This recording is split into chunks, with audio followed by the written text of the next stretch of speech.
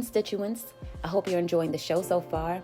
This episode is sponsored by Ramsey Family Marketplace, a Black-owned grocery store selling healthy and organic products from chefs, artisans, and small businesses owned by people of color. Hit the link in the description box to grab your snacks. Now back to the show. Welcome back to the show. So the new fiscal year in New York has officially begun, but lawmakers have had a hard time coming to agreement on the state budget. New York, which has one of the highest state budgets in the country, coming in at $220 billion, had a number of hot topic items on the budget that caused delays in negotiations. Some of these areas included the Buffalo Bills Stadium project, which allocated $600 million, health care coverage for all, including undocumented immigrants, and of course, bail reform. So let's start with the Buffalo Bills Stadium deal. Governor Hochul wanted to allocate $600 million to this construction. How can we justify using $600 million of public funds for this project? And are there politics at play behind this move? The governor, let's put it in context, Kathy Hochul is from Buffalo. So it's the member item that her community needs. The Buffalo Bills, as you know, is an NFL stadium. The Buffalo Bills play in that stadium. Now, I am in favor of stadiums if the funding for the stadium works well. Let's take a look at the Barclays Center. Barclays Center, you should know, was the same economic model. Wasn't money used? The rich owners did not use any of their own monies, which again pisses off, as it should, a lot of the taxpayers' money. So taxpayers' money was spent for the Barclays Center as well. They had to come up with a plan. They had to come up with a holistic plan, economic plan, how they're going to grow it, how many jobs, opportunities for the community on there. And I think it's fair to say that the Net Stadium today, after this plan and back and forth, is a success in terms of people of color working, in terms of the number one arena. I almost beat out the Garden now, where shows are done, entertainment. If I go to the stadium, I see Blacks, Latino, I see everyone working, I see opportunities. But here's this, so just in context for the audience, it's almost never ever, rich people don't use their money. They use tax credits, they use all of these other loopholes. So, and in doing so, I'm in favor of it, which of course it was passed. It could not be done until the legislature voted for it. It did go through. What I've said to some of my Black, Latino, and Asian legislators, make sure that the MWBE policies are in place, that what percentage of Black, Latino women, minority women will receive contracts in that stadium. I'll say something with this. A colleague of mine who was instrumental in the stadium, the Barclays Stadium, shared with me in their negotiation. There is one Latino vendor, Joanna, that is very successful today. Guess which contract he has in the arena? And people laughed at him. He's rich today. That I'll tell you because of the interest of time. He controls all of the condiments. Wow, just the condiments. Just condiments. This Latino brother have ketchup, mayo, every condiment that was a deal made on there. He will facilitate those condiments. You cannot use any condiment, whether it's Heinz or not, until it comes from him. Every event, everything that happens in there, the 41 games that the Nets play in there, Beyonce concert, you're going to use that. That is very smart, creative thinking on there. So also too, for that stadium, the bridge that goes across was done by no one else but a Black construction firm that is 5 generation, the McKinney, Cheryl McKinney, and you can look her up. My good friend Kim Hardy works there. She's the MWB director on there, and they received the contract to do that. But this family, this woman-owned business in construction, they've been in the business for 5 generations, from the late 1800s after slavery. So I'm saying, giving you two quick examples of African Americans and many others who put down the tile and who did other stuff, and some will come back in just to do emergency work and repair. So I'm in favor of this, any stadium, if it shows growth, not a one-shot deal for low-wage paying jobs, but that what I want to see, what I would like to see in the stadium is that any future electrical stuff needs to be done, that there are 10 or 5 minority electricians who have a contract to come in there. The sound system that needs to be done, I would like to know, I would like to see how many minorities are going to get contract. Every aspect of that negotiation shall have MWBE components in it. Then it should pass, because you know what? This is a city, this is a capitalist country.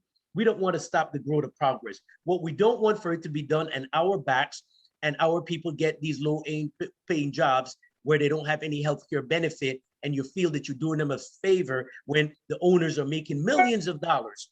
And look, if you know in basketball, and he deserved every bit of it. KD should get paid 40 million. You know, if he's getting 40 million, the 4 owners of the Net Stadium or the 5, you know they're making way much more, 3 times or 4 times it. I know you know that from a business perspective. Yes. So let's make the money flow, but let it go in the pockets of everyone else. Let's get the food vendors in Buffalo. It's a black city, number of blacks in Buffalo. Let them get their chicken and their curry cooking up in there, that they are permanent establishments in there. This is really the negotiation process of it all, and being able to contact your state senators to let them know what you need, and as a constituent, what you need in order to get behind the passage of bills like this, or of budget items like this, in order to make it work for you. And I think that that is the gap that we need to fill within our communities, kind of letting people know that there is a way for you to get in to the conversation or have a seat at the table when it comes to how funds are spent for both your state and your city, and how you can get your business to benefit from those things as well. So absolutely, yeah. The marketplace can be, you can bid. You don't have to live in you don't have to live in Buffalo to have your products being shipped there once the stadium open. So that's the great thing about technology and being on the internet there. So you know, what does it benefit a New York person? Well, hey, I know guys that told me that they have no problem in setting up shop in Buffalo to work on the project. You can say to your legislators down here, you know, I have a legitimate business on there. There is nothing wrong in your legislature in the negotiation asking for, they can't promise because you have to go through the bidding and the process, but to say, give minority, how many minorities in the New York City area will have an opportunity to give favorable look to these 10 firms or 20 firms who have experience in these type of projects. I would like for my district, I'll vote for you, Kathy Hochul. I will give it to you. My signature will go. I don't live in Buffalo, but I have vendors and I have construction and trade people who will be happy to set up shop up there and participate in that process and make some money as well as business owners. Your legislators can say that. So as an immigration attorney, what are your thoughts on the healthcare coverage for all, which includes healthcare for undocumented New York City residents, New York City and state residents? Yeah, you know, from a humanistic perspective, you know, we have a lot of money. You just opened up saying the budget, $220 billion. If New York were ranked as a country, I think it will be ranked, you can Google it, maybe as a country, number 15 or 20 on the list. What does that say? It says that there's some countries in the Caribbean and other parts that have a budget of $7 billion annually. That's what these countries operate, 10 billion. Some European countries, 200 billion, 400 billion. And you're talking about the state alone of New York budget of over 200 billion, right? Largest economy, largest government, New York. I mean, we have here is New York and California. But the federal budget is like 5.8 or 5.9 trillion, the largest in the world. So why not? There is money here. Why not let an undocumented person, listen, if they live next to us, they're serving us, I want them to have health coverage. I don't, you know, if they're hurt, if they're injured, it's a humanistic perspective. They need some type of, they're here. It's not the state responsibility that they're here. We don't have state immigration officers. We don't have city immigration officers. That's a national issue. So the national government should provide money and funding. It's not our job. The New York City Police don't stop and say, show me your green card.